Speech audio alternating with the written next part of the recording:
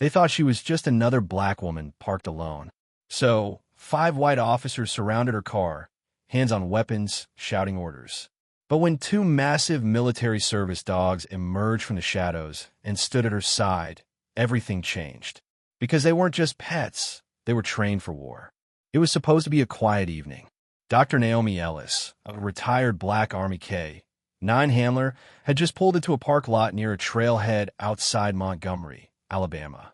Her 2 Belgian Malinois, Valor and Titan, sat silently in the back seat.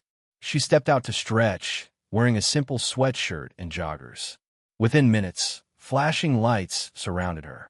5 white officers from a local sheriff's unit stormed the gravel lot, sirens still blaring. No questions, no cause. Hands where I can see them. Whose car is this? You match the description. Naomi didn't argue. She just calmly reached into her wallet for ID, her retired military badge, federal handler license, and honorable discharge papers. One officer chuckled. Nice printout. We'll verify this at the station. Another sneered. What's in the car? Step away.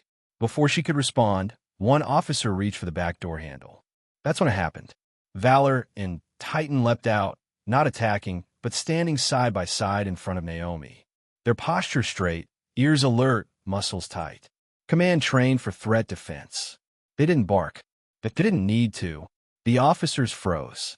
These dogs are property of the United States military, Naomi said evenly. They respond only to classified commands, and they've served longer than most of you wore a badge. The officer who laughed earlier took a slow step back. What division? One finally asked. Naomi raised her phone. It was already dialing. Colonel Rodriguez at Fort Rucker. You can ask him. The line connected on speaker. Dr. Ellis, the voice said, is someone bothering you? 20 minutes later, 2 unmarked military vehicles arrived. The officers were quietly dismissed. One was handcuffed. Turns out this wasn't his first misidentification. Naomi didn't flinch. She didn't escalate. She simply let Valor and Titan do what they were trained for, protect without violence. By the next morning, the dashcam footage had been submitted to federal review. And Naomi, she returned to her trail walk the next day with Valor and Titan by her side. Because sometimes the most powerful response isn't loud. It's loyal, trained, and silently terrifying. Comment trained for respect if you believe dignity doesn't need to bark. It just stands tall.